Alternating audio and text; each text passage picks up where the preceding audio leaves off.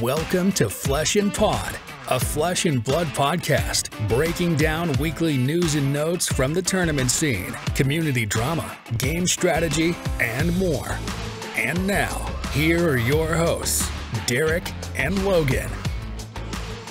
Hello, and welcome to episode 102 of Flesh and Pod. We've passed our introductory course. We're no longer 101. We're no longer 101. We are podcasting 102, I guess. If that is a course in university curriculum, I don't fucking know. Like, probably is now.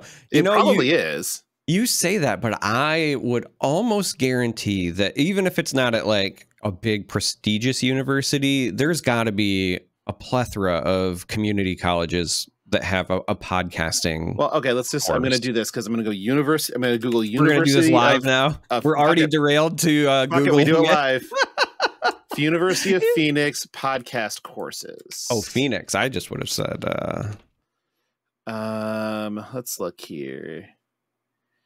There's a podcast series. I don't see one. The online version of Cornell University, eCornell, has exploring strategies for enhancing the message to be used in a brand narrative podcasting at eCornell University. Oh, I think there's an introduction to podcasting at Arizona State as well. At Caldwell University, there is a 12-credit podcasting certificate program. I wonder if I can teach these. I know that you and I could probably teach these because we know everything that there is. But, I mean, and I don't mean of podcasting. I mean just everything that there is. Right. We're just that fucking smart. But back to what I was saying before. My name is Logan. I am your host. As with me, as always, is El Tenant Grace himself. It's Tenant Gracia. Is it Tenant Gracia? It's not showing me the whole thing. Oh, yep, there it is. Yep. El Tenant Gracia. Derek Oswald. Yeah. Derek, did you do anything in Flesh and Blood this week?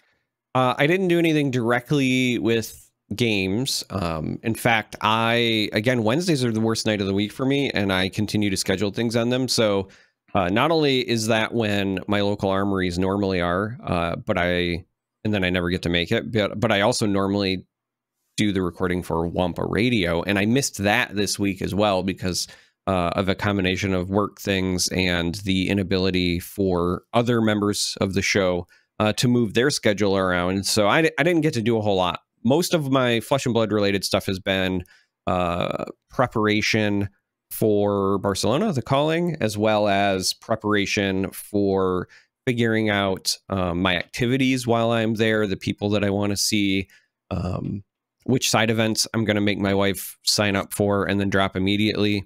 I've already given her homework, so that's to be expected. And then, shout outs to fantastic members of the community like Clark, who sent a group chat. I think it was today. Forgive me if it wasn't. It was either yesterday or today.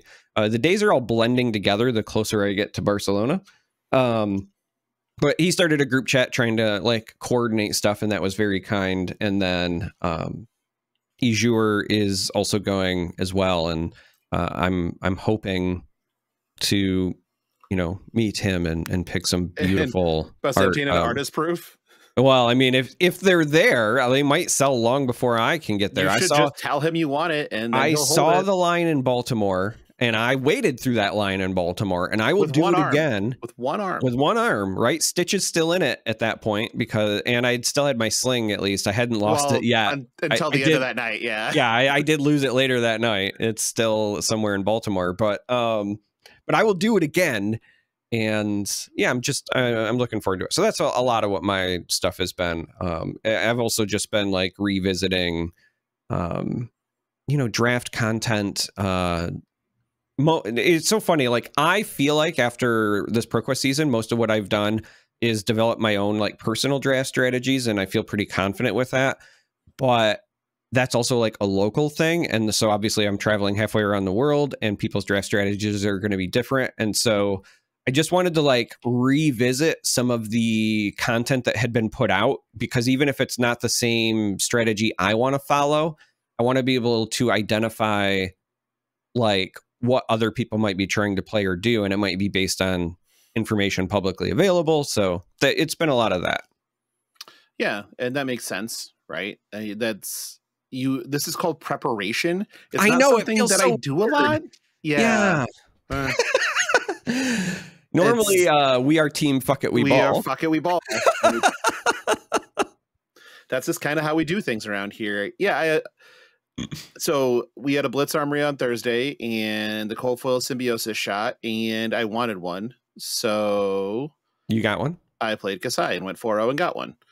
That's just kind of how that works. But we'll talk about the other part about playing Kasai is my opportunities to do so are of a very, very limited and short number, and we'll get to that later. But and then on Friday night, I went to Kansas City.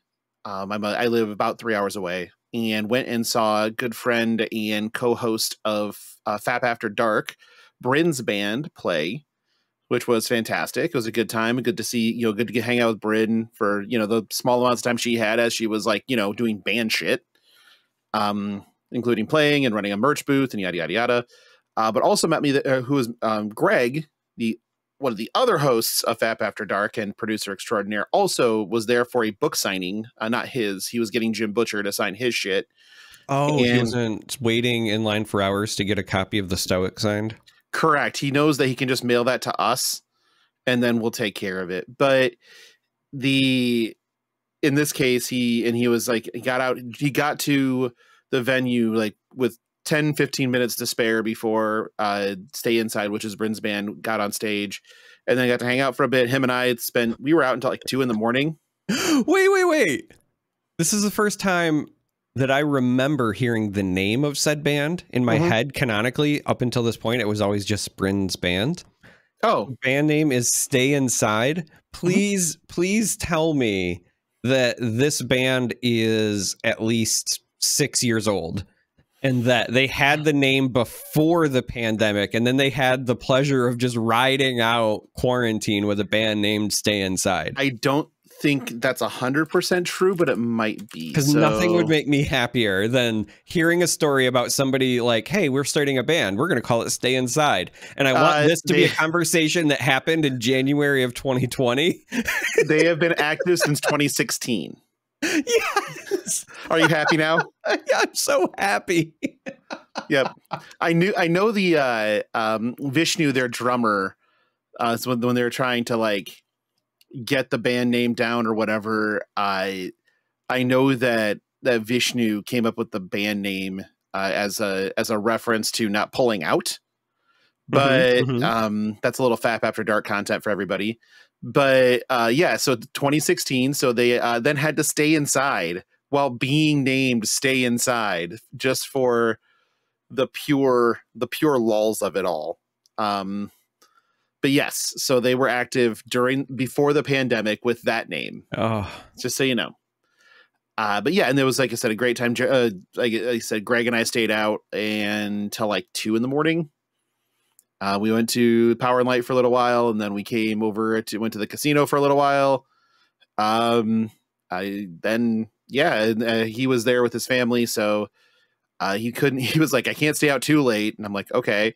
Then like 1:45 rolls around. He's like, fuck it, we ball. And I'm like, yeah, that's how we usually do things here. So I guess, but it was, like I said, I had a great time there. But I did not do the Saturday Armory. I just didn't. I already had the cold foil that I wanted.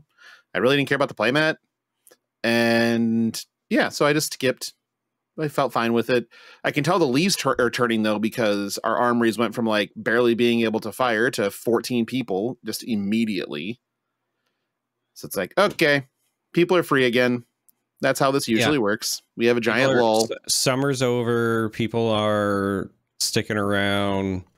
Also, World's timing if they are going, but there's only one. Only Dagon is going, and Dagon wasn't even there. So oh well. The 14 play, like I said, the leaves turned and people are back. That's just it's not weird, right? Because when you live in the Midwest, you get shit weather for a significant amount of time. Yeah, you do your best to make the most out of whatever good weather you have. Yep. So I totally get it. No big deal. And yeah, so it was a kind of a lighter week to a degree of Flesh and Blood for me, but it was not a light week for Flesh and Blood. So there's that. No, there was lots of stuff. I mean, I left that part off of my description. I did go back and watch some of the coverage from various events, both the Battle Hardened. I also went back to watch some of the games from Melbourne. So, yep. And so let's start with that Battle Hardened in Pittsburgh. It was won by Joe. I'm going to butcher this name, Santillana, on Icelander, which puts with an exact lethal. With an exact lethal, but that puts Icelander in the real danger zone now for LL points. I believe goes to 972 or something like that. I would have to double check my math on that. Top 8 was kind of fun. It was 1 Dromai, Geekoen, and then 2 Rhinar. And I did ask to find out if the Rhinars were a PSYOP, and apparently they are not. 2 Bravo, 1 Dash, and Venture Extraordinaire. Take that with a grain of salt, because that's Rose Smythe. And that's one where it's like, you don't pay attention to the hero, you pay attention to the person playing that hero, and it explains everything. Yeah, I mean, she was playing incredibly well. Yeah, so. Rose is insane with that deck. She's so fucking good. And then 1 Dash IO, and then obviously the winner Icelander. So a little bit different already with Lexi gone. We are seeing a lot more bubble up with decks that were kind of pushed down, but we didn't see any of that like hard aggro, which is surprising to me a little bit. And even more so when you look at the PTI event and you see that won by Zoe Gerstner on Dromai, which is amazing because Zoe and her girlfriend both made the top 8 of the PTI event, both on Dromai, I believe the exact same list, and then had to play a mirror in the semifinals. Yeah, so this is both surprising and not surprising. I think what happened, right, is some folks have not realized quite yet how good Fi can be in a post-Lexi world. And with everybody kind of assuming that Dromai is going to be like the next best deck, as good as the very aggressive like Fis and things like that are into it, I think that they were still trying to be conservative. So like when I was looking at the number of heroes represented, the thing that stood out to me the most was that it was all classes that had a critical mass of poppers. Okay. Right. So there was a lot of Bravo, and very shocking to me. I'm obviously a huge Bravo stan. I love it, but it's very weird for me to see him as like one of the most represented, or in this case, the most represented hero in an event that's like a bigger event. I was like, oh, what went wrong? It feels like an overcorrection. And then when what I would argue is like, you know, outside of Dromai, if you consider that an aggressive deck, the next most played aggro deck was Rhinar. But right. Again, that's an aggro deck with a critical mass of poppers. I think that is what happened. I think people going into this event were probably just of the mindset, like, we expect Dromai to be a thing. How do I beat Dromai? It's an illusionist, so obviously you run poppers. But that's not the only way to beat illusionists, right? No. It's just, you know, I can totally see how this happened. I don't think this is how it's going to continue to be long term. I agree. The filling out the PTI event was actually 4 fucking Bravos. A Dory, I think it was Great Axe Dory too. I think it was Fatigue Great Axe Dory. And Rose again on Dash. So sure. Again, ignore the hero. Understand that that's the player. Well, ignore the hero, understand that's the player, but I'm also going to say this. If I'm wrong, and this does not course correct, because again, I fully expect more aggressive decks to show up, and with Icelander being so close to Living Legend, once she drops out, once Channel Lake Frigid is no longer something you have to worry about, I really expect an explosion of Phi and Dash IO. I think both of those decks are going to grow massively in popularity. But let's just say I'm wrong. Let's just say Bravo and or Rhinar continue to be like your flavors, Bravo especially. Dash is actually a really good matchup into Bravos. Oh, 100%. So this is definitely an exceptional player, but this, if I would have known the breakdown was going to be like this going into it, this is actually a great hero pick as well. Like, this is a great meta pick if you know Bravo is going to be the most represented. I just would never have guessed that. Oh, and then like Pistol Dash is also very good into Dromai. It just so happens to be able to do the thing and get set up as long as you don't get the shit tumultide out of you immediately. Yes. The matchup is pretty good for you as long as you get a chance to set up. So yeah, I mean, one, it was a good choice into the meta that existed, and the other part of it was that it's an exceptional Dash player. So, I mean, she did pummel Dash because why wouldn't you? Why wouldn't you? It was at Baltimore, right? That she was on that nonsense, and we were just like, wait, what? So again, this is encouraging to a degree, but it also tells you that there's two things. One, if the Rhinar's not a psyop, which, okay, I'll take it at face value that it's not a psyop.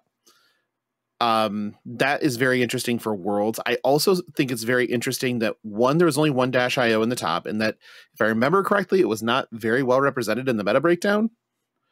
And two, Max and Tekla were nowhere to be found. And the rumblings in the darkest corners of testing teams is that one of these two is good. Well, I think Max is good. Right. But I also, so again, talking about future, I think right now, like if I was prepping for Worlds, I do not think Tekla is what I would be considering. But if Icelander were to have LL'd and that was going to be pulling out, then I would absolutely be considering Tekla, because there are ways that you can build him that make him a nightmare to play against. Just like an absolute, reminds me of old him shit fest. So he just has to pretend that arcane damage isn't real. So right, and it kind of isn't as long as you don't get Icelandered. Well, and that's why I say if she was LL'd, then I would take a longer look. I have now convinced myself I'm no longer allowed to pretend like a matchup doesn't exist. I can't play matchup roulette because I always lose every time. So I am sticking with 50-50 matchups for the rest of my life, and then just relying on my skill and coming up miserable. So you're gonna play Bravo, got it? No. Because Bravo has those bad matchups, and I still find them, and that's the Pistol Dash. Pistol Dash is. So you're just gonna play Uzuri? I'm just. We're back to Uzuri. I've already started. Uzuri and then Arachne for upcoming skirmish season. I've already got 2 deck lists together. Also, shout out to Ijur. He was kind enough to think that I know what I'm talking about and reached out to me. So I sent him what I was working on for Arachne, which is kind of cool. But that's where I'm at for the upcoming season anyway. Well, hopefully Arachne doesn't have a super good skirmish season so that you can keep playing your hero, because, well, yeah, so step 1, per our normal, we recorded an episode with the wonderful Kiki, and it was a blast to record, had a great time doing it. And then not fucking 8 hours later, we get the Living Legend change article drop on the mothership. Yeah. Just in pure flesh and pod way. Here comes major information after we record. So we're a little bit behind the discourse here. Sorry. But these changes to me are a lot. So we're going to go over them. We're just going to go over the changes, and then we're going to kind of break it down a little bit. So step 1, the points increased for events kind of across the board. A lot of them stayed the same. Worlds is the first one. It went back to 300, so it was never not 300. They had dropped it prior to this year's Worlds, but they put it back up. Battle Hardens are the biggest thing. because they went from 10 to 40, which is a monumental leap. And that's going to be crazy to me. So that one is a big one, but I'll let you get through them, but I think there's another one that's going to be as big, if not a bigger deal. Yep. Later. So Nats that are smaller than 96 players went from 10 to 20, so doubled. PTI events went from 4 to 20, which is another massive one. And the one that really is the painful one, right? Exactly right now. And I have theories behind this, is skirmishes going from 2 to 4. Now, the last part of this, I think, is the most important part of this, is that your living legend check is now every Monday. Yeah. So the two parts that I think are the really big pieces here are PTI events and the every Monday. So Battle Hardened going up to 40 is massive. You're absolutely right. But I think when they originally envisioned Battle Hardens, I think that they thought they were going to be about the size of what PTI events are. And then PTI events, yeah, right. And we've now seen like people are traveling for Battle Hardens, and they're a much like bigger production and deal with higher participation and whatever. So that tells me that they are just like leaning into folks treating those with greater priority. But the PTI events are a very common staple side event at a number of different things. So their volume is already pretty high, and so now you are going from 4 to 20. So you're taking something that's already very plentiful and you're increasing its value by 5 times the original amount. Correct. And then when you add to that, Living Legends check is every week. Every week. So this is so interesting because I feel both good and bad about it. I like that you have a very specific cadence that is easy for any player to mentally commit to memory, right? You don't have to think about calendar dates. You don't have to think about, is this the second Saturday of a month, or how did the leap year interact? It's just literally, it's like on the dot every Monday effective Friday. So like I like the simplicity. I don't know, however, how much I like this with large events, because if you are somebody, for example, who is preparing for Worlds, right? In assuming that this is the rule for next year, right? It's every Monday, and there are events going on this weekend. Like we just had this Battle Hardened, and obviously like Melbourne was somewhat recently. There's not a lot of time between big events landing. Then also counting all of the little events, like the PTI events that are now worth 5 times the points or whatever. And then like if something happens to your hero, you have a very short time to pivot. And the short time to pivot is problematic if like I was just going to my local shop. It is a nightmare if you are mid-travel across the planet, right? So like if we were taking, again, like just as an example, if we were taking a Worlds, like I'm a Worlds competitor, I know, don't laugh. But if I'm a Worlds competitor, right now I would be leaving on Tuesday, right? Because this is what's happening for my Barcelona trip. I'm leaving basically Tuesday and spending the entire day traveling to land with the time zone changes like Wednesday morning. Then I go and I get checked in. I'll have a couple hours to myself to adjust for jet lag, and then I'm basically like going to sleep. And then like you've got the stuff on Thursday for the player reception or whatever. But like now imagine that Monday before I leave on Tuesday, I find out like my hero's gone. Right. Now you could say, it could be a very common viewpoint where you say like, all right, well, you just have a backup deck. But the problem is that your backup deck is not something that's constructed in a vacuum, because when you build a list, you are considering it with a hero involved in the meta, right? It is very difficult to test like, hey, let's just pretend this entire thing is gone. Now, it's something that you can do, and you can make the argument, hey, if it's for a world championship, you need to put in that work ahead of time. And I don't necessarily disagree with that. It's just that this is it's so hard, right? Because this is a very big burden on your most invested players, your pro caliber players. But what you gain is a lot of very easy simplicity for onboarding new and casual players who just want to know whether something's legal or not when they show up to an armory. And this gives them a nice check. And so there are going to be arguments on both sides. And I empathize with you and I hear you. Where I have personally landed is probably like a 60-40 split for me. But I think I'm in favor of it just because the burden is mostly being placed on the people who are most entrenched. I don't think that you have as much of a risk of alienating them. And also they're the people, like, let's be honest, that are more, the most likely to adapt. They are more likely to be able to shoulder said burden and do it well because they are very, very smart people, way smarter than me. That's why they're world-class players.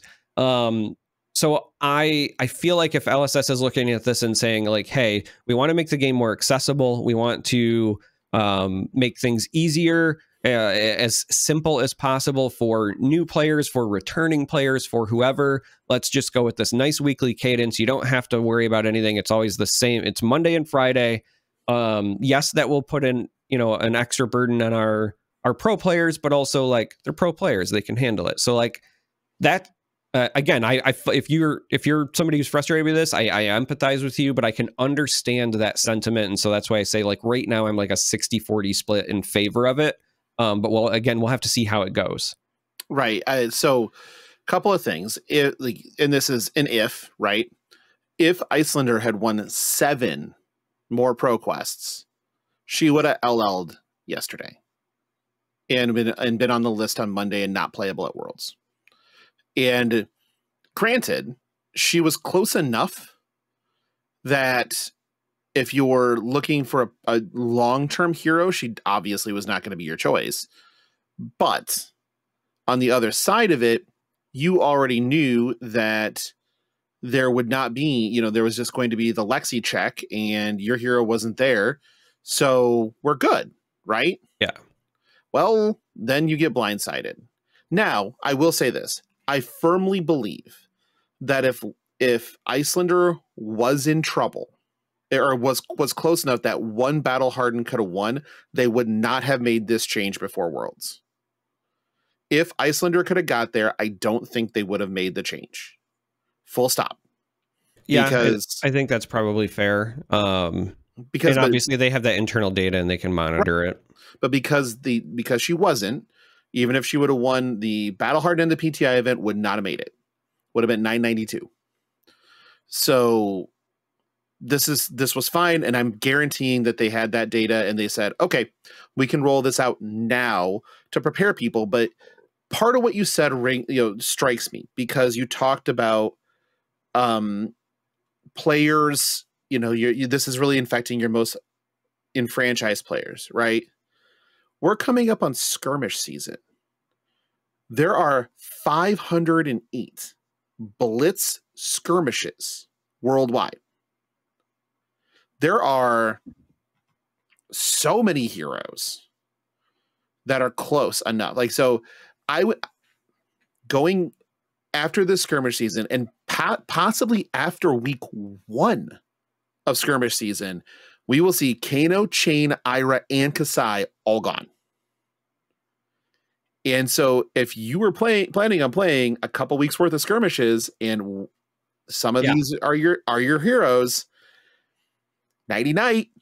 Right. And that's why I say right now I'm leading 60-40, but I have to see it in practice. Cause like I said, I can see the thought process for how you would arrive here. Like this doesn't feel completely out of the blue to me, but also I can see where this has the legs to go horribly wrong too, right? Like, yep, we're either going to have a good time or we're going to have a time, right? We're going to strap this knife to a Roomba and see what happens. And fuck it.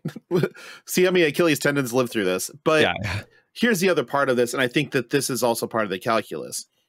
If you were to ask me to pick 4 heroes that need to be gone for Blitz to make Blitz more new player accessible, I would choose Kano, Chain, Ira, and Kasai. Just saying. It would not shock Maybe me. Reinar. Reinar's a Hyrule thing. Yeah, I mean, he is, but if you're talking about like new player experience, the last thing I want as a new player is like I sit down, again, very niche scenario. Barraging Blood Rush, go fuck yourself. Like if I sit down in round 1 and round 2 are both Reinars, like, you know, but I digress. I will say, so there's something else that I want to talk about, because when I first saw these, I did what we're doing now, right? I'm running the numbers. I'm seeing the impact. I'm thinking about the pros and cons for the game. Why would you do this? But then there is part 2 that struck me, right? It's just like spoiler season, right? There's the cards that are presented to you, and then there's the inferring that you do, either about cards yet revealed or cards in future sets, right? It's my favorite thing about spoiler season is it's not just what the cards tell you, but it also potentially tells you about the direction the game design is taking. Can I do this? Can I do this? Can I do this? Oh, I do this. Okay. So I think we know we're going to get a new arcane hero. Mm-hmm. So that makes sense with Kano. We're going into a warrior set. So maybe a new Kasai. Mm-hmm. And then Chain just needs to go. But we're not getting a new of those. But we have a new Vince set. So we have a new Shadow Runeblade we hero. have that, but I also firmly believe we're going to get a new Chain replacement at some point. But here's the thing. I think that we're going to get a new intro deck hero. I think that, well, I think that we might not necessarily be intro a la Ira, but I do think we're going to get more intro friendly heroes. And I do expect that to be something that gets addressed. So the other piece that I was leading up to, right? So yes, you are correct. This is what we're doing. We're talking about potential new heroes, even if it's not next set, like I would say dispersed over the next calendar year.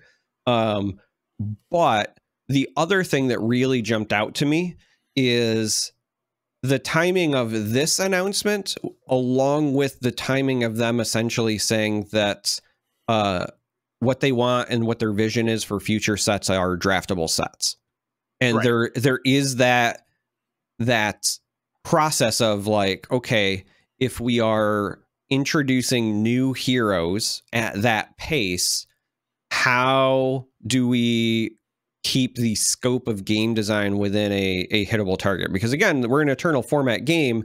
Yeah, we have the living legend stuff, but there's a pretty big pool here, right? And I think that the moving up of points is because they do want to start using this as almost like a liquid rotation, if you will, right? So it's not like a hard, like everything between these dates and it moves. It's more fluid depending on what's good and what's bad. But the idea is that they're still trying to artificially shrink the pool through this system. So you up the points because you're also going to be introducing a bunch of new heroes, and you still kind of want that churn in your game. But yeah, like I looked at this and I was like, okay, you know, this is a very aggressive thing. And when I was thinking about the past versions of Flesh and Blood where we weren't getting heroes this fast, I did have the thought, I was like, we're going to hit a point where, you know, we might be seeing heroes at Living Legend faster than they can spit them out. Right. And then I was like, oh, but wait, we're getting, you know, more emphasis on, you know, draftable sets and things like that. Yeah. So I think that this is like a marriage of both of those things, right? Like one is holding hands with the other, you know, and we do hear that feedback, right? Like, you know, there's questions you and I have even received about like what happens when it feels like a set is a flop. I know there was thoughts about that with Bright Lights, for example, because everyone was like, hey, none of these are good. And I was like, well, give it time. They're difficult to play. And I just think somebody hasn't cracked it. And then sure enough, people started cracking it.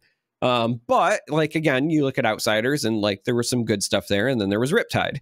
But there's, you know, again, like if you start moving this stuff along, it also means that they have the ability to recalibrate what they want to be their floor. Like, you know, they've talked about this in the past, right? That, you know, Brian in interviews has very specifically said that they're trying to bring the overall general power level back down And that's a natural thing for card games. You want it to go up and down, right? It can't always go up, because that's then just you bad. don't have a game. That kind of power creep is bad, right?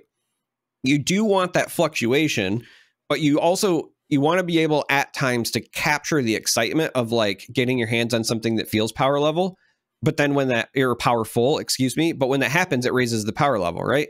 And so we can't have every set be Tales of Aria. Like, it's just not sustainable. So we have to do this. And right now we're in a period of this, but I think that's on purpose and by design so that they can do this again. And then with these points, as it goes up, it will face more resistance, if you will, than in the past for truly raising the floor, because if there's something that's spiky, it'll be gone extra fast, right? We don't have to go like entire seasons of Starvo. It'll be like 2 months. Well, Starvo was only 6 months. Right. But I think in Blitz specifically, their eyes are really on the top 10, because it's Kano, Chain, Ira, Kasai, Dory, Dash, Briar, Bravo, Rhinar, Prism. And then so Prism is the bottom of that at 130. And then the next closest hero is Fi at 71. So I really think the eyes are on that top 10, and even more so on that like top probably not 8 or 9. Yeah. Prism, no one's ever afraid of. But not in Blitz. She doesn't have enough time. But I'm still afraid. Well, you play Bravo, so you should be. I love playing against Prism with Kasai. It is absolutely hilarious. But I think that they want those gone. I wouldn't be surprised if they had like a number of these kind of highlighted and circled or whatever, that they're like, okay, as soon as these are gone, we'll bump the points back down to 2. But they really want the churn in the Blitz environment to make room for the new heroes, because if you look at this, like Kano's been around since Arc, Chain's been around since Monarch, Ira's been around since before sets were printed, Kasai's been around since Crew, Dory's been around since WTR, Dash, Arc, Briar, we don't talk about Briar, Bravo, WTR, Rhinar, WTR, Prism, Monarch. Like, these are all older. And a lot of these other heroes that have come out recently, they're not cracking they're all in that 2 to 50 range for the most part. So I think they definitely want that, in all honesty. Yeah. They want those kind of legacy heroes to kind of take their powder. I would love an LL. Well, I would not love an LL Blitz format. Never, just ignore that I ever said that. Because I would be for it. I say give us an LL of everything. Let people do what they want. Icelander and Viscerai in Blitz again. Sure, sounds great. I don't even mind Oldham that much. Fuck Icelander. That's fuck that deck. But this is where I think that they are, and I'm not saying this is bad at all. I want to be clear. I think that this is them turning the knobs of their game in a way that makes the most sense going forward. I don't think this is we want to move goalposts artificially. It's more of we want to be able to add more to the pool that are impactful. And when these other things stay at the top too long, it makes it so we can't. And the Living Legend system as as previously designed was gatekeeping design, because you just didn't feel like you could if it was going to throw something too far over the top too fast. And so I think that they threw some shit at it and said, again, as we like to say here, fuck it, we ball. And they printed things like Tome of Imperial Flame, where it's like, we wouldn't mind Dromai to be gone. I still think Tome is a psyop to make Arachne good. You think everything's a psyop? Because it is. Okay. No, it's not. It really isn't. You're not going to... Everything is a psyop. We're just too dumb to understand. Oh my fucking God. I don't know why. Tell me I'm wrong. You're wrong. There. I did it. Nothing to say for yourself? No, I'm just letting you bask in the compliment I gave you. I made you tell yourself you're not stupid. Well,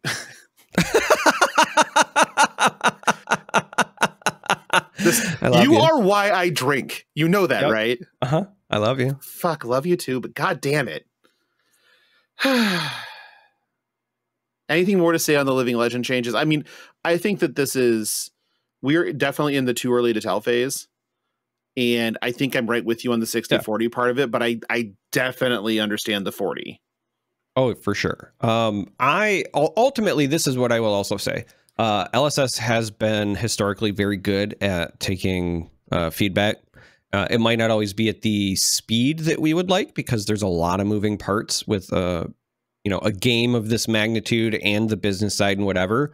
But I think that it would be, a lie to say that they don't listen to feedback. I can point to very specific instances where, we as a community have said X, Y, or Z, and then, a few months later or a year later, we see the thing. So with that being said, if this is a problem and it doesn't work out, they'll just shift the numbers again. Like, right. It's not a constitution, right? We don't need an amendment to change this. There is no shall not be infringed that people are going to go fucking bonkers over in this. It's there is. It's just it's a silly game show, and James White is Drew Carey. Everything is made up, and the points don't matter. And the points don't matter. That's absolutely true. But yeah, so we've from the beginning of this show, like when we were looking at things in relation to how the game is made. I mean, the first show I talked about my concerns for design space, and I've talked ad nauseum afterwards about how wrong I was to have those concerns. But we talked about it early on that we're in a spot because of the things that LSS has done, listening to the players and everything else, that we operate on an axis of big trust. Like, yep. There's no reason not to big trust LSS right now. They have reacted and have gotten better at being proactive every step of the way. So at this point, there's no reason to go, well, LSS is fucking up.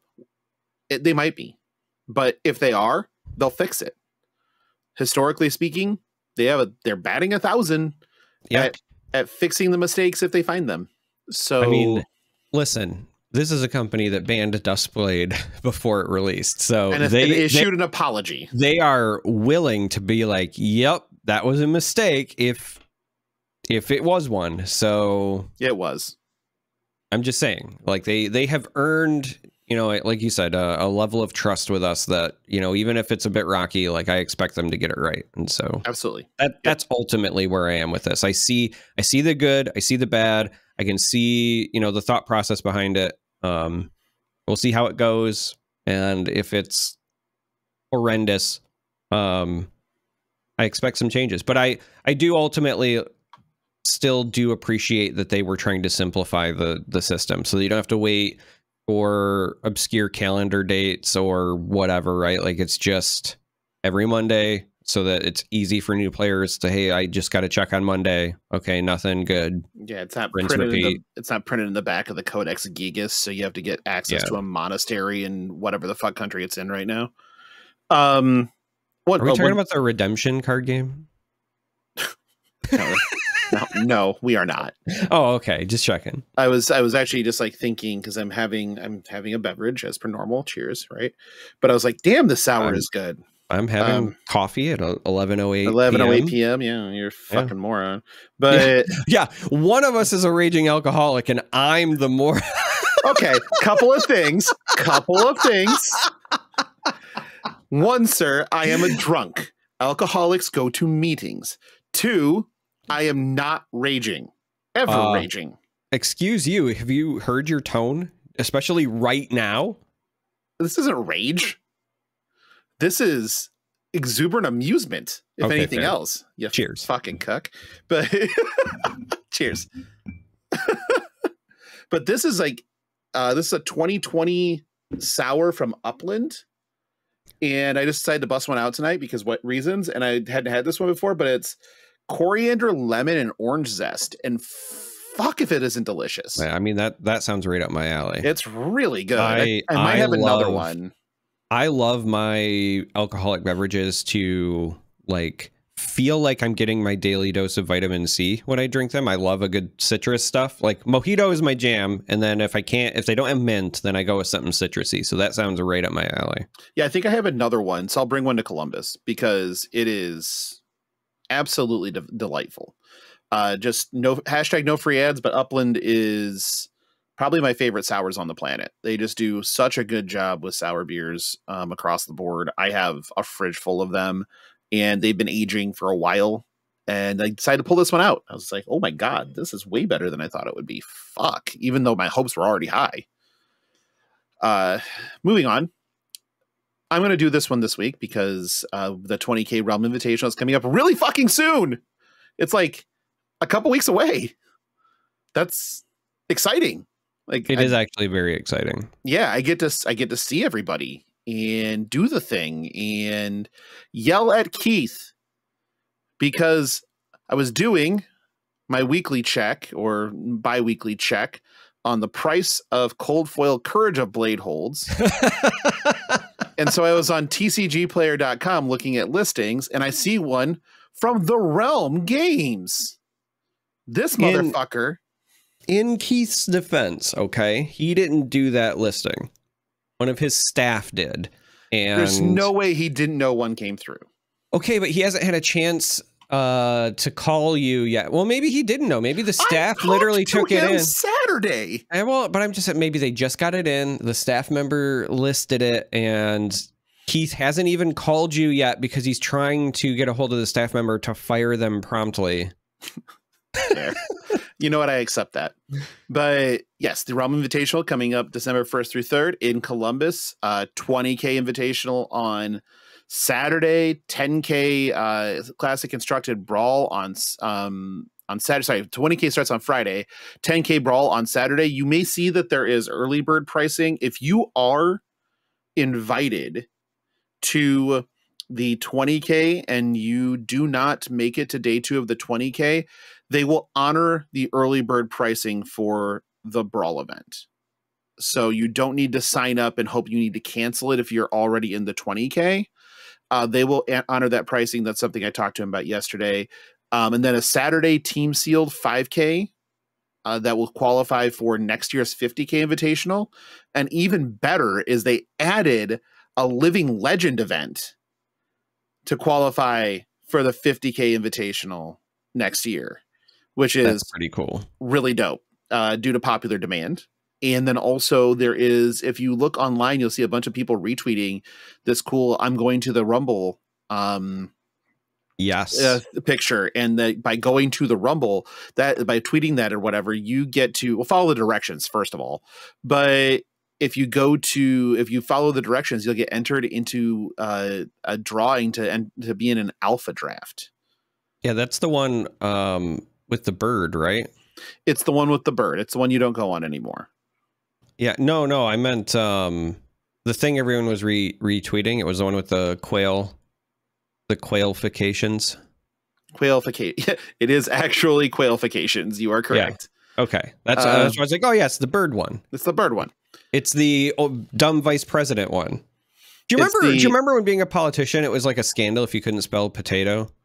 Correct. Yes. Yeah, and now nothing is a scandal anymore, and everything's just kind of a thing. Yeah. You know, We're old. you have your 17-year-old adopted son who is monitoring your porn intake. You know, accountability buddy or whatever. But I can't start it on this because this show will go way too long. And I'm not here for that. But let's talk about the Rumble. It's going to be a blast starting off. If you do make it, if you do end up getting into the alpha draft, you'll get to draft with Tan and Grace in Charmer form, but still Tan and Grace. I was going to say, I didn't know Tannen was being a rep, but no, you are. But that's so you get to do that amongst other people. Who are, so I believe Flake is drafting. I guess I'm not 100% sure, but yeah, there's a set of content creators plus the people that win will hop into the alpha draft and get to open up some history, you know, like that's awesome. But it's going to be one of the coolest events ever. Yeah. Even if you don't open, you know, like the cold foil heart or tunic or whatever, it's still a really good time because you get the pink strips, right? Oh, like I love the pink strips. I still Pink need. sinks? I was gonna say Man. I still need some pink sinks in my life. I only own 2 pink strips, and both of them were very, very generous gifts from a listener. Who at different, mind you, one was Indy, one was Baltimore, but different Flesh and Blood events. They were just casually opening first ed stuff, and then he was like, "Hey." The first time, like I was awestruck. He was literally like, "Hey, do you have any alpha spinals?" You know, knowing I'm a Bravo guy, and I was like, "No, I don't have like alpha fucking anything." And he was like, "Oh, here," and he hands me a pink strip spinal. It's a great, fantastic. What? And then at Baltimore, it was basically the same thing, but that time it was a pink strip scar for scar. So those are the only 2 pink strips I own, and both were very generous gifts. I do own a few because I needed to have pink sinks. Yeah, I would love to get some pink sinks. And I actually have an extra pink snatch. But that it's was extra pink, huh? It's more than 3. And I think that they just shipped me 4 when I ordered 3 type of thing. And I think I remember reaching them like, "Hey, can I send this back to you?" And they're like, keep it. Okay. I guess I have 4 now. That's the thing. Yeah, that one there's been quite a few vendor experiences on TCG Player that have been very good. Some not so good, but the vast majority have been awesome in the Flesh and Blood space. In the Magic space, in the Magic space, I was so used to fuck ups, like absurd I've heard numbers. So many nightmares from both Magic and Pokemon, and I have, of course I'm jinxing it now, but I have never had issues with my Flesh and Blood orders through TCG. The only thing I've had is like sometimes they show up late or whatever like that, but I mean that's just an American shipping thing. But the cards have always been very well packaged, exactly what I ordered. Like it's always been great. Yep, and I can tell you nightmares from the Magic space. The only issue I've had on the Flesh and Blood side is I ordered Alpha Flusterfists, and they sent me unlimited. And so I said, "Hey, these are supposed to be Alpha," and the response was, "Oh, yep, those were supposed to be Alpha. Well, we don't have them, so we're just going to refund you." And I'm like, "You want these back?" And they're like, "No, we really don't want these back." No. Okay, no problem. No problem, I guess. And then nobody else had them. That was like, they just didn't exist on TCG Player at the time. But yeah, overall, it's been pretty good, and I'm pretty happy about it. But yes, if you haven't got your travel and accommodation set for the Realm event, what are you waiting for? Please do it now. You can also occupying the rest of the convention center that will be GalaxyCon. So if you want just something else to do, or you're like, well, what if I don't, I scrub out of the events fast? One, there'll be side events galore of various games. So there's more than enough to do. And at that point, you're like, man, I'm burned out on cards. There's a fucking another convention that is just going on in the same spot. Yeah, that is facts. I kind of want to go meet Tara Strong. That'd be a good one. Yeah. I stand by I want to teach Daredevil and Kingpin how to play Flesh and Blood. Just Vincent D'Onofrio versus Charlie Cox, just 1v1. On like Katsu versus Riptide or something. Right, I was thinking Katsu Riptide would probably be perfect. Yeah. Yeah. You ready for some listener questions? We've got... I am, because we've got a lot of good ones, actually. We got 7, and I didn't even put all of them on here because I figured, Jesus. But first one is from Lance Goodthrust. I'll do it better later. Hey, guys. Congrats on number 100. Love you guys. Thank you. Appreciate it. My question about the intentional draw and concessions rule.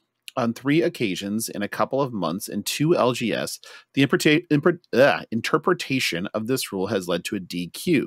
He got frustrated about the whole thing and left. A forfeiture of a game, more for arguing with the judge. I'll get back to that. Mm-hmm. And one being done, at least I think correctly. This is the one I won. The judge asked if I wanted to play, and I said yes. The issue was my opponent didn't like my hesitation to answer him quickly, In all three, it was about the player asking about top 8 standings before rendering an answer to skip that round or not. I've only played in 2 tournaments and won my first last week, but what am I missing here? Is it wrong before a round to check your status? Is it a breach of etiquette to see if I need to like in my case before giving an answer? Is it against the rules written or otherwise? It's becoming a little common in our scene. Okay, there's a lot to unpack here. But if you come from Magic, and this is very important, in Magic, you almost always get the standings before the last round. It is not that way necessarily in Flesh and Blood a lot of the time, depending on the event, depending on who's running it. So the other part is intentional draws don't work in Flesh and Blood, like at all.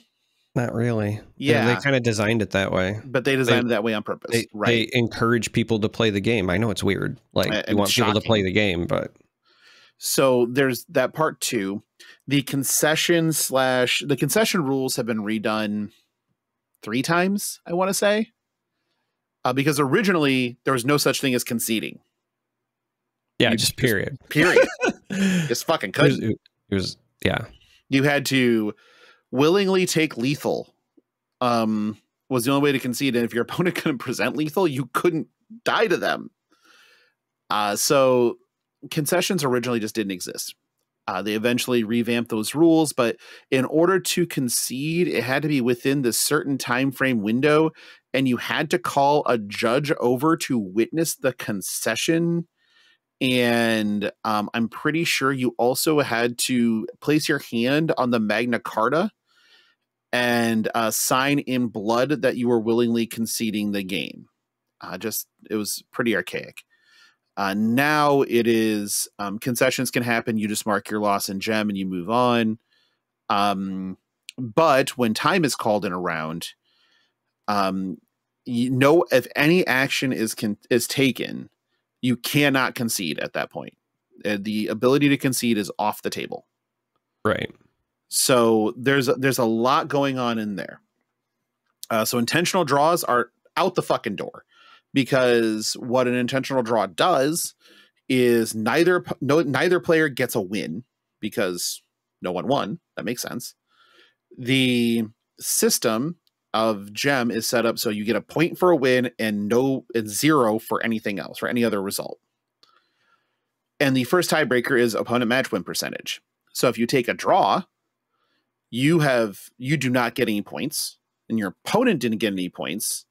And in the calculation for opponent match win, no one won.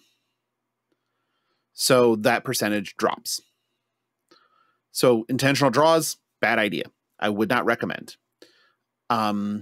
Concessions are a little bit different. And this is a very nuanced discussion to have because in my personal standing, if I understand that I have no way to win this game, I cannot win, I will concede no problem. Like, I don't have an issue. I do understand that courtesy is not, there's no rule that courtesy needs to be extended towards me though. Like at all. So, and yes, it's frustrating when I've had that happen at an event where I had the player couldn't win. They had burned both. It was in Blitz. It was Kasai Midori. They had burned both of their sigils and were at 1 life, and both of my shunts were still in the deck. They literally couldn't attack me because they would die. So every turn they took was stare at their hand for 2 minutes and then Arsenal pass. And then I would attack and they would just use their entire hand to block. Mm-hmm. And then they would then sit there with their Arsenal card, look at it for 2 minutes, and then draw pass. And they did this until the timer ran out.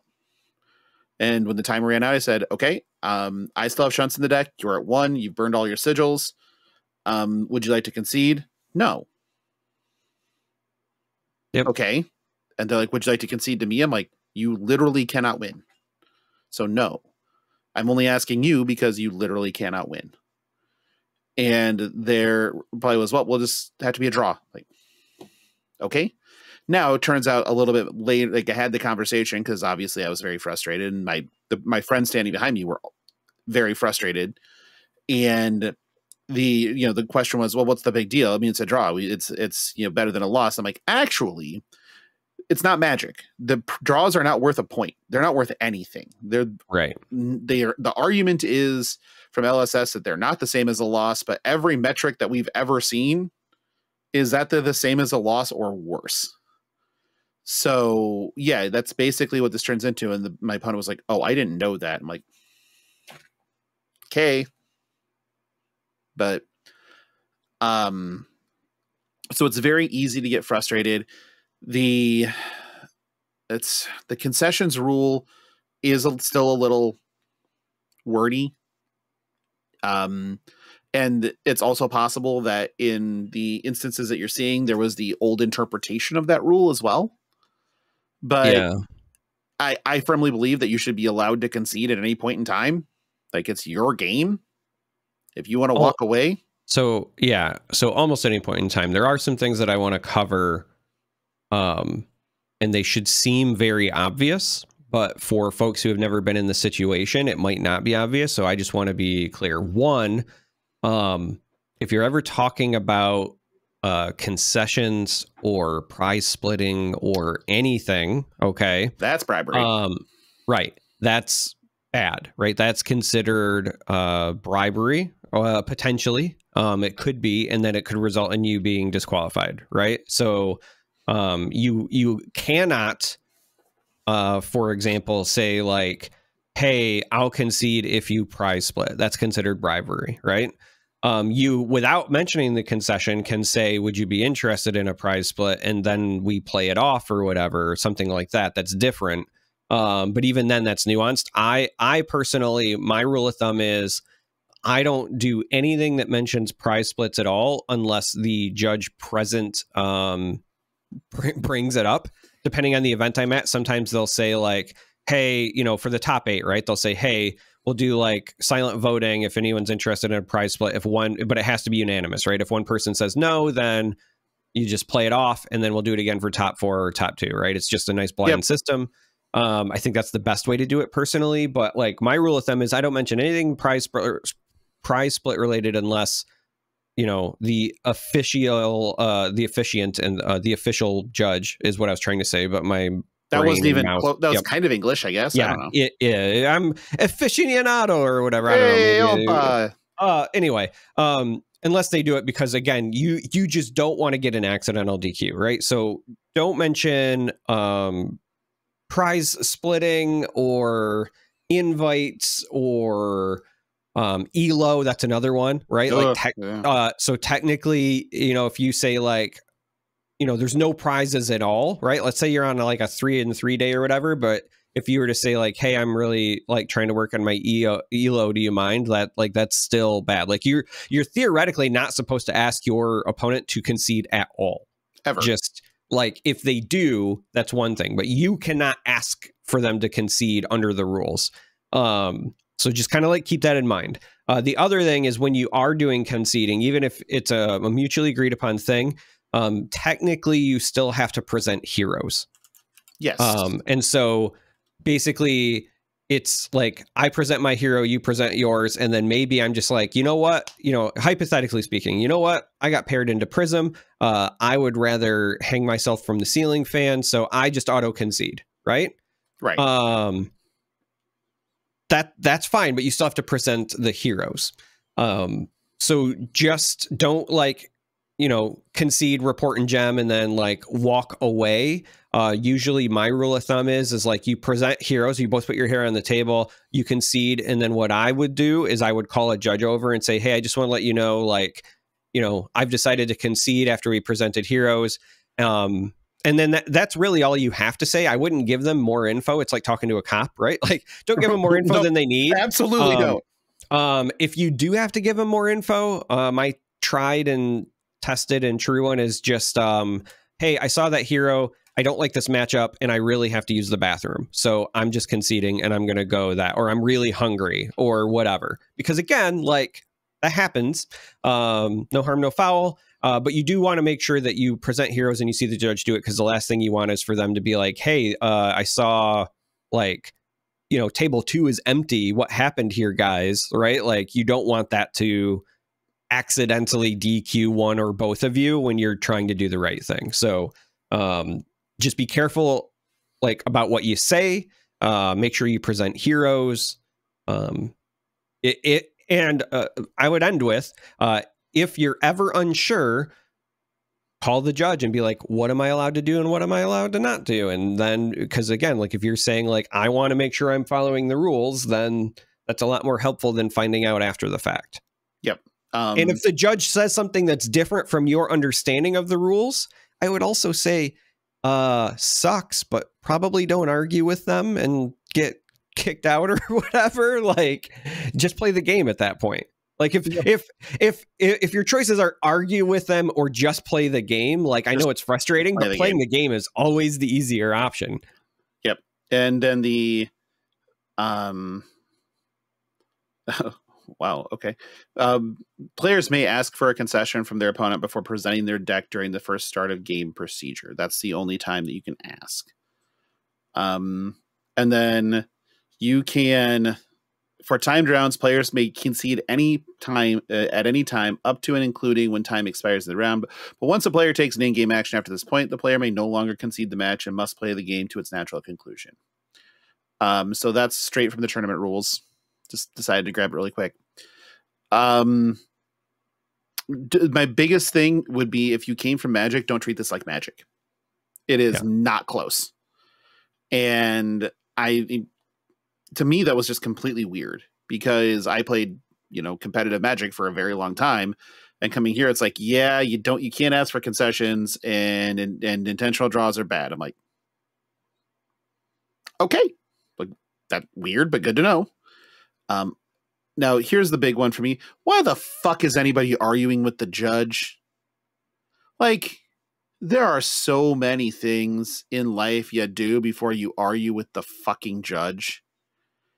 And if you're arguing with the judge, you need to have it in the back of your head that, one, there's a good reason, and two, you're going to be writing a report on the judge when you're done with this. If any of those things aren't true, don't argue with the judge. Yeah. Look, I get it. Sometimes you just really want to fist fight Clarence Thomas in a Waffle House parking lot. I get it. But that's every day. That's a different kind of judge. Well, right. But that's not arguing either. Like, that's just, dropping somebody. But this entire situation reads a little weird to me. In one of those where the judge asked me if I wanted to play. I mean, the hell? Like, who's asking you if you want to play? So, well, it depends on the experience level of the judge, right? So, like, hear me out. I could see a situation where, before a judge comes over, two players figure out, like, one wants to concede or whatever. And if a judge is uncertain about whether somebody's being pressured or bribery, they might just, as a double check, be like, do you want to play? Like, I could just, maybe the player has a rep, maybe the judge, it's one of those, it requires context, but it's not so out of left field for me where I could see them if they feel like somebody might be like being pressured or whatever, where they're just like, do you want to play? Like, giving them the opportunity to voice their unease. Sure. I mean, I guess. Okay, moving on. Let's get that out of here. The next one is from Zaris. So first time asker, I believe, on questions, and they has two. So we're going to answer them both. First one is, how often do you look at a card, think it's trash, and then come back later to realize you're an idiot and the card is actually amazing? As part of my journey to get better at deck building, I've been more careful about reading cards exactly. Recently I had this happen when trying to decide if Codex of Frailty was actually good or not. Turns out it is. Who knew? Okay. I am much more prone to the other end of it when thinking a card is good when it's not. Yep, that's me. That is much, much more likely.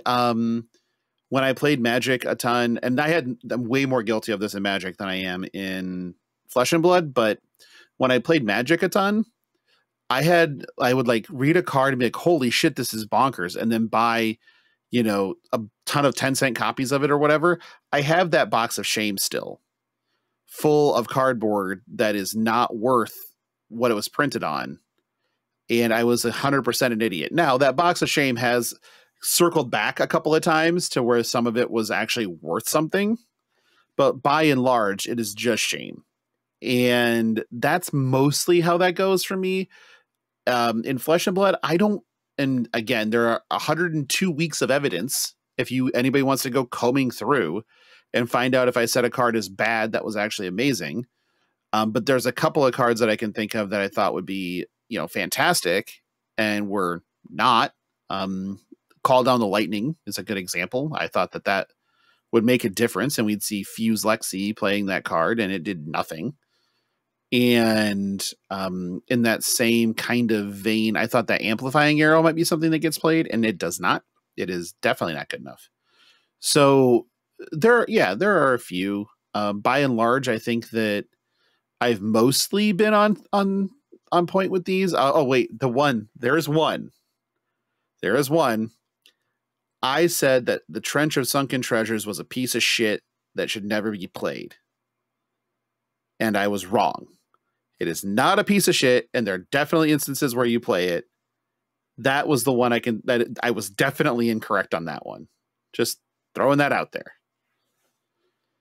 Yeah, I am definitely on the other end of the spectrum, but that's because I immediately see, it's so weird. Like, it's the exact opposite of people. I see the good in every card. Like, that's when I see a card, and you can go back and listen. There are several times where I have defended really awful cards on this podcast, because when I look at it, I say, like, you know, this is a card I could see being good later if it gets, you know, X, Y, or Z as support, right? Like, I see a card and I see the good in it. I think of the niche scenarios where it might work. I think of future possible metas where it might be a thing. And so my problem is that I am very often very rose-colored glasses with cards.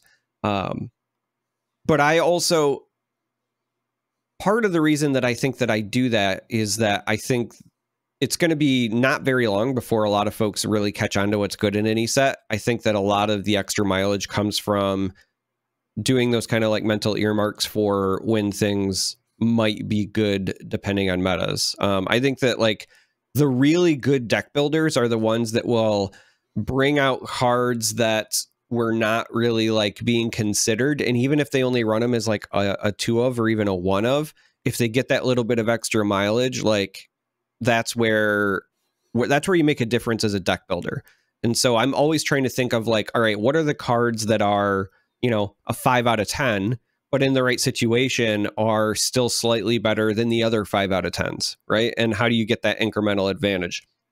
There are the very mechanically skilled card game players, and then there are the very skilled deck builders who can kind of like see those points. And I see the good in every card. So I've definitely said a lot of cards are good when they are not. Yeah. Yep. I'm struggling to think of a card that I like outright said was bad that ended up being good. I think that the closest one I can think of, and I don't think I said it was bad, I just said that I didn't think it would see a lot of competitive play, and I would still argue that it's not necessarily the card, it was more the circumstances. But I think the closest is Coax a Commotion. So Coax is wonderful. Coax is mid. Coax is the perfect example of me seeing the good in every card. Coax is one of those things that is very good in certain niche situations, a la Cheerios Briar, in that particular meta at that particular time. I kept playing it in Briar and it was awesome. Sure. But to say Coax is a good card, in my opinion, would also be wrong. Because a good card, especially a generic, should be considered by more than one deck. And not only was like Coax really just in the one deck, but it was one specific version of the deck. It's like not even every version of Briar wants Coax. It's a very niche application. So I think that that's actually the maybe one of the best examples of what I normally do. Normally, I'll say a card like Coax is good because of X, Y, and Z.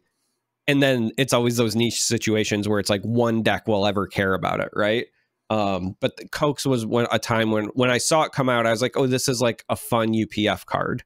And then we found a use for it. Cokes came out in Crew, so right. I mean, I was like I said, I had to think, like I had to reach, but all right. Next one is from Blaze Storm. Hey guys, valued member Blaze Storm here, because Blaze Storm is a valued member of the Patreon. With heavy hitters getting ever closer, what are your thoughts on the possibility of wagering action points? People seem to dislike the RNG of scabs, so this would make for a more reliable option, or could it be too powerful? Thanks. Go ahead, Derek. I love it. Yeah, baby, let's gamble. Look, listen, I don't care what they want to put on the wager. As far as long I'm as concerned, I'm betting something, I don't care. The casino is open. You can wager action points, gold, silver, copper. You can wager tokens, seismic surges, frailty tokens, quicken tokens, even though only one matters, Zen tokens. Just give it to me. I just want an excuse to play flesh and poker. That's what I want. Oh, wow. I want to take bad beat stories to the next level. I want to tell people, I sincerely hope that we have a series of cards. Like, they need to be specialized cards, right, for one of the classes where they print like a red, a yellow, and a blue, kind of like what we just got with the mech sets. But I want the cards to be like flop, turn, and river. Like, you know what I mean? Or have those words in the name. It might be like, we already got runner for fuck's sake, but brutal flop, turn the tides, and that. But like, I need that as a thing in the river set. Out, yeah. God, that bloody river for Kasai. Yep, that's sure. River. I blood. I need that, right? They do such Flop, a good job with like the wrestling references. So give me my poker in the wagering set. I need it. And we already got the blackjack stuff, right? We got double down, so we still need full boat. We need trips somewhere. We need we have a lot of things we got to cover here. Flop a set. I mean, there's a lot of things that could go here. They could literally just call it like the kicker or something, and the art could be somebody getting kicked in the face. Yep. Perfect. Man, kickers are yep. King kicker, and it's like somebody smashing the emperor in the dome. Always bet on red, always bet on yellow, always bet on blue. We can do so many things here. Like I said, the casino is open in my mind. I am here for it. Can you imagine a card this is called Horn High Yo? Like, I'd lose my fucking mind. I would play whatever class that card goes for the entire time and always have that in my deck, because I think I sit there at blackjack or at craps tables constantly and just yell yo at the top of my lungs and chuck a chip and hope somebody catches it. And who is it that I think it was Jordan, when I was teaching Jordan how to play craps, because Jordan, guy is throwing the dice like mid throw, right? The table's okay, mid throw. Dice haven't left the guy's hand. Jordan turns to me and says very loudly, 7 is bad here, right?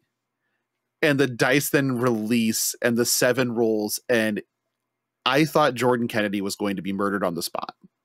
Yeah. Because there's a reason that you say yo and you don't say 11, because 11 sounds too close to 7.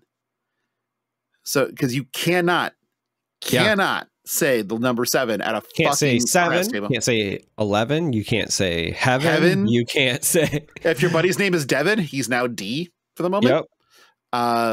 Yep. It's definitely Steven and never Steven. It's never Steven. Can't do it. So hey, what's that really good movie with Brad Pitt and Morgan Freeman and Kevin Spacey? You mean Sins? You mean Deadly Sins? You mean one less than 8? Yeah. And like, no, I think I mean 7. Oh, you're gonna die. Yeah, it is something that you don't say, but there's got to be a way to like put that taboo in the game too. I would totally be in for it.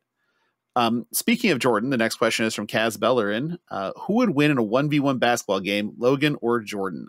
Derek, I'm going to let you answer that because obviously I'm biased. All right. So here's the thing. If I'm wagering, I'm putting my money on Jordan. That is a mistake. Now here's why. Okay. I think that all of his time in hoodies and basketball shorts have prepared him mentally for this, and he's going to bring the heat. No, I mean, I think Logan probably wins, but also suffers a knee injury in the process because he's going to put his all into it. He can't lose. I don't. Right? Yeah, not so losing. He's going to go hard in the paint, and then he's going to go harder in the ER. But I think Logan still wins. But Jordan is no pushover here. No, so I think part one here is that Jordan was a wrestler, not a basketball player. And I played a lot of playground basketball. So there is that portion of it. I'm pretty sure that I have a lot more experience playing basketball than Jordan does. Now, the caveat to all of this is Jordan is far fucking luckier than I am by like miles. So he could just like scream Kobe at the top of his lungs and be jacking half quarters, and he'll probably hit 50% of them. And that's horrible for me because I actually have to grind it out. But ultimately, I'm pretty sure that I can take Jordan in a basketball game. I am not wrestling Jordan Kennedy. Like, that is not happening. I will play basketball against him. I will take his wicket in cricket. I will gamble on pool, anything else. But I am not wrestling Jordan Kennedy. Absolutely not. But in a 1v1 basketball game, yeah, I think I got this. But it's not going to be the easiest thing I've ever done. Let's put it that way. Curling back to Zaris again. Welcome back. It's been a minute. Curious about something. What failed dead TCGs have you played and enjoyed? Whew, I know that dead or failed games aren't necessarily bad. You're correct. I have a nearly complete set of the X-Men TCG. That one takes me back.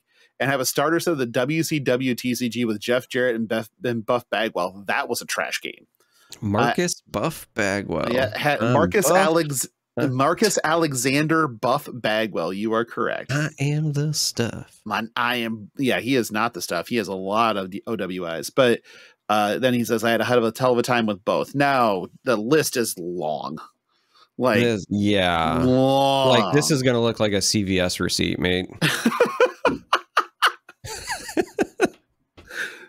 Yes, it will. So Jesus, that played and enjoyed, like obviously the one that I talk about the most is Star Wars CCG. That was my favorite. Yep. I played a shit ton of it. And like I said, loved every second of it because I'm a man of culture. The original Legend of the Five Rings, the original not the living card game version, but the original trading card game version. I really enjoyed solid. That. It's really good. Both were solid, honestly. Yep. I really enjoyed the Babylon 5 card game. I thought that one was good. WWE Raw Deal, or at that point in time, WWF Raw Deal, was quite fun at points. I very much so enjoyed that one. Yeah, it had its moments. Yeah, absolutely. I enjoyed that one. Marvel, or just Versus system in general, I thought was entertaining. I had a good time with that. The list goes on, man. Like it's, I think some of the bad ones, like Overpower, was very bad. I was gonna say, so when we get to my list, I still have to give my shout out to Marvel Overpower because it's the real reason I play trading card games. I started like everyone else with Magic, but the first time I picked it up because I was young at the time, it didn't click with me, and then I started playing Marvel Overpower. And I was like, oh, okay, like I get the appeal of card games now. And then I went back to Magic, and then like it recaptured me. But you have to remember, like when Magic released, I was 9. So Magic versus Marvel Overpower, right? And I was a comics nerd. So like our Overpower is like what got me into it and then got me over the hump, you know? So shout out to Marvel Overpower. Did you, because you played like... I've played some games. So if we want to talk about ones that I have played and enjoyed, so I'm not even going to talk about ones I like either played or was forced to learn because I like ran the tournaments at the store I worked at. We're just going to talk about ones that I enjoyed. So Overpower, again, that'll still get a special shout out. I am one of the weirdos that actually liked the Rage card game. If you're not familiar, it's a werewolf game. It's not good. It got better once they clarified some of the rules, but I have good memories of playing it. A lot of that one is like my time with the people. Okay. But that one I enjoyed. What I describe as the Decipher trifecta, or their big three. Lord of the Rings, Star Trek, Star Wars. Star Trek, Lord of the Rings, Star Wars, all were great games. Very good. Mechanically. Yeah. Just Decipher knew how to do game design, and it's a shame that the business side of things, embezzlement, is what embezzling money and cocaine. Yeah, so killed that company, because the game design side was just absolutely fantastic. Oh, amazing. I would almost argue, like, as big of an impact as Magic the Gathering has had on the card game space over time, Decipher has had as much impact, but also culturally for some of the big things. Like, a lot of people don't understand how much lore actually comes from Decipher being tons. told they could write whatever the fuck they want on Star Wars cards. But they also did the same thing with, like, there's a bunch of characters from the Lord of the Rings films who only have names because they were names given to the cards. And then you're like, you see that person in the background, typical Decipher, and you're like, oh, that's that character. So anyway, so those were ones I definitely enjoyed. I enjoyed Pokemon at a lot of different stages. I could tolerate Harry Potter when it came out. Harry Potter had a card game. It was very okay, but I didn't hate it. I loved the Alien versus Predator card game. If you're not familiar, you could play as aliens, predators, or space marines. Space marines, yep. And they all had very unique play styles, but they also had different win conditions. And that was part of the fun. And then you also like deployed sites, very similar to like Star Wars, if you've played that. So you had to maneuver sites. But I just loved a game where you had 3 different factions. It felt very StarCraft to me, because you had the 3 different factions. It was because the Space Marines played like Terrans in StarCraft. Yeah, but also I just enjoyed that they also had their own separate win cons. So like obviously you could just like kill your opponents, but Predators you could win if you just like collected enough trophy points, and so like you could deploy things for you to hunt yourself. Space Aliens Marines, was infesting, right? What you built your hive basically, and you infested enough sites, and the Space Marines tried to escape. Like they just wanted to go. So I played a lot of that. I really liked that card game. I played a lot of that. Netrunner, Android Netrunner. That's original another big Netrunner. One. Yep. I played a ton of that. I really enjoyed it. That's like a staple classic. Yeah. Oh yeah. That one's held in high reverence today. Yes.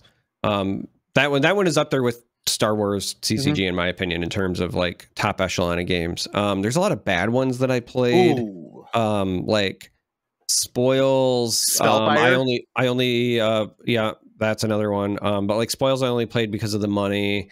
I wasn't a huge fan of like DBZ. I know other people loved it, and it does have one of my favorite cards of all time. Like if you don't understand, that game had a card called Finger Block, and it is what it sounds. It was holding up one finger, and in the game that stopped everything. Like Finger Block was the card.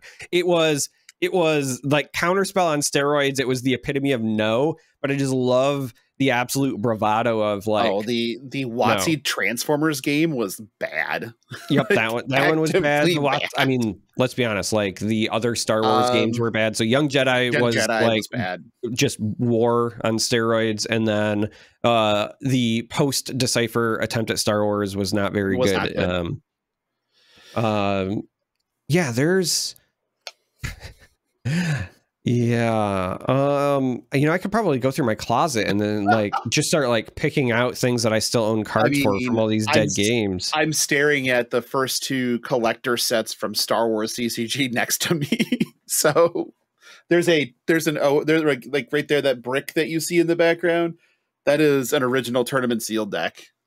Well, like, on Wampa Radio, Jabba's Palace sealed packs was something Doa had like in the background.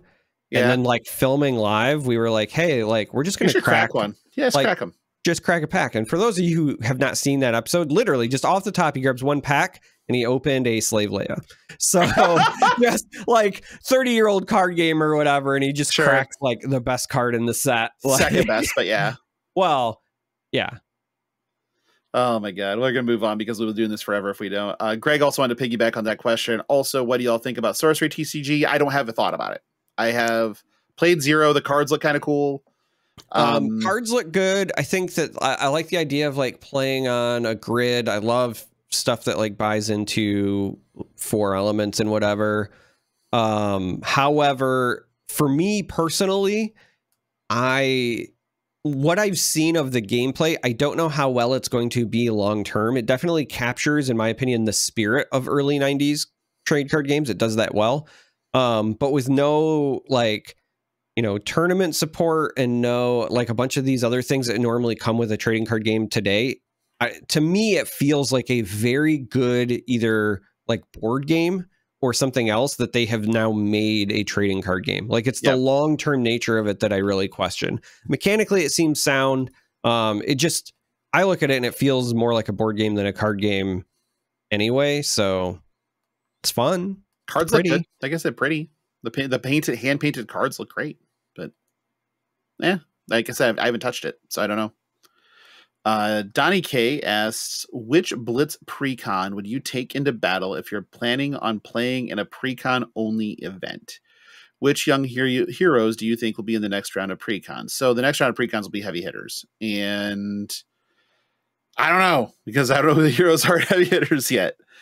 I think it'll be set up like Outsiders, where you'll have 3 classes, 2 of each class. So Guardian, Brute, Warrior, you'll have 2 of each. Which Blitz Precon would I take into battle? Probably Ira, if that counts. Because it's in the round the table Ira deck is quite good, but you have to play with Edge of Autumn. I think it's Edge of Autumn is in there. I don't think it's Kadachi's. But otherwise, maybe Oldham. I think Oldham's Precon is probably pretty good. Yeah, Oldham's isn't bad. Chains is pretty good. Chains burns through itself really fast and it doesn't play the best blood deck cards. It still has seeds. It still has seeds. And it's got some bindings, and like sometimes that's all you need. Yeah, the other one I was thinking of is just play Kanos, because I think there's Arc ones, right? Were there? There might have. Yeah, there might have been. I know when I got into the game, I couldn't find them, but you actually just couldn't find Arcane Rising full stop. Yeah, for quite. I mean, they were. Traveling back in time. Oh my god! Past releases. Here we go. Arcane Rising Unlimited. Blah blah blah. Barcodes. Oh, I don't think there were. Maybe there weren't. Let's. Yeah, I was trying to remember. I don't think that there were, but Arcane Rising hero decks. Let's look here. Yep. Okay. So there are Arcane Rising hero decks. Okay, so they do exist. I mean, there's definitely. No, they do not. These are suggested. These are not actually things. Arcane Rising does not have ready to play hero decks. Yeah, it's just the history pack versions, right? Yep, which probably are pretty good, but yeah. So speaking of mechanologist packs, I'm gonna piggyback on our previous thing and say BattleTech was another game I really enjoyed. BattleTech, oh yeah, that was another one I really liked. That one was good. Also, I'm surprised neither one of us said this, but I also have to give an honorable mention to the World of Warcraft trading card game. WoW TCG, like the physical one. The physical one was, I mean, it walked so games like Lorcana could run, right? I mean, it walked so that Hearthstone could run. But the reason that I really enjoyed it was because it had a PvE mode. It did. Yep. Like I was just thinking, like, what's Flesh and Blood stuff like getting ready to do that I always missed? And it was like, oh yeah, PvE. I don't know why I didn't go there. And the WoW trading card game had like raids that you could play, like as a multiplayer thing with your friends. Yep, and it was really good too. Like, yeah, it was like a board game. It was very fun. The last thing is on here. It says, "Tell Charmer I love him and will miss him." Yes, Charmer, I love you. I will miss you. Safe travels to Barcelona. I really wish I was going there with you, but alas, you'll have to have fun without me. I'm sorry. Although if you can get me one of the resource counters, that'd be great. However, I don't expect you to do so. I'll be lucky if I can get one with the amount of people I've seen excited for him, but I'm going to do my best. Remember, I gave you mine from Baltimore. I do remember that has not been forgotten. My goal is for all the stuff that I expect to be limited to one, I'm going to try to get one for me and one for my wife, and then divvy stuff out from there. But it will largely depend on whether or not like we get to do those things. So yeah, I get it. At a minimum, I will like send selfies of like me with other amazing community members to you. Yeah, that's great. Why that sounds wonderful. I just want you to feel included. Yeah, well, it'll do exactly that, won't it?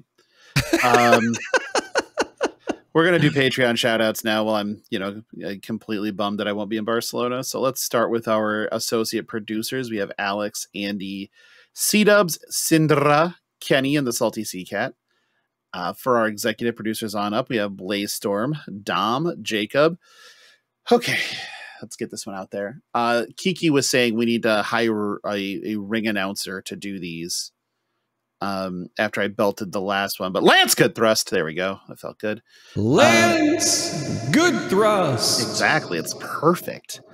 Matt Two Tokes, Poxanus, Papa Mike, Phil, Rich, Taylor, and Trevor. If you are interested in becoming a patron of Flesh and Pod, you can go to patreon.com/fleshandpod.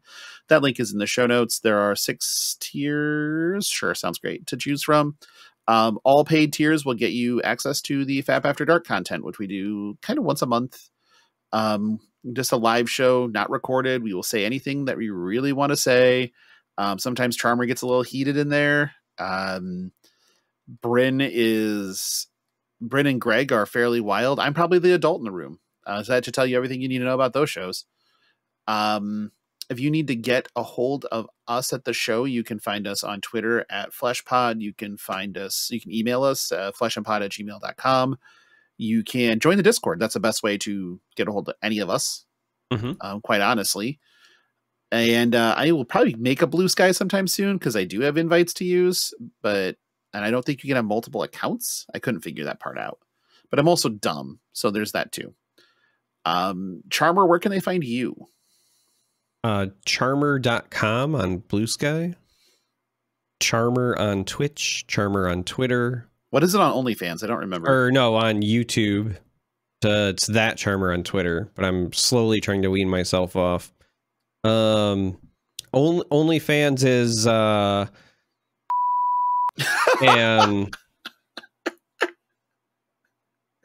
and now Discord. That's where I'm at. Discord. That's the one. Discord. Yep. Just remember that I do a live show every Tuesday and Thursday, and I do the instructional videos for the higher tier. Okay. You can find me wondering aloud frequently why I put up with this on a weekly basis. I know where I can find you on Tuesdays and Thursdays. The bar? No, watching my live stream on... Oh, I mean, clearly. He'll hang dong, and that's really all I need. Hang dong. I love it. It's always sunny. Always Sunny is the best. It's so good. Hang dong. But yeah, otherwise you can find me at Logan Peterson kind of everywhere. And for my personal accounts, I also just run the socials for Flesh and Pod. So it's just the best way to get a hold of me in general. But yeah, 102, 103 will be Charmerless. I still have to figure out who I should bring in for that one. But I know a guy. Do you know a guy? I do know a guy. I don't know you. No, I don't. Here's the thing. I haven't asked him, but I had this thought just before I jumped on to record with you. What if we got... I think that's my thought too. I actually was kind of there. but we'll see. We'll see. But yes, everybody tell Charmer that you love him and miss him. And if you see him in Barcelona, he loves being approached by strangers. I do. Who act so like much. they know him. It's his favorite thing. But we really need to crank it up. And if you're in Barcelona, make sure that you come up and tell him how much you love the show in front of his wife, so that she'll understand that he's a Make big sure you deal. say Flesh and Pod so that she doesn't confuse it with the OnlyFans one. I mean, right. But right. you didn't bleep it out that time. But well, no, because I wasn't saying what my username is. That's like right. That's the part we have to hide. That's true. Anyway, if you really want to do something special, if you're in Barcelona, every time you talk to anyone from LSS, ask them when Charmer is going to cast an event. That's what you can do. Or when is Flesh and Pod getting a spoiler card?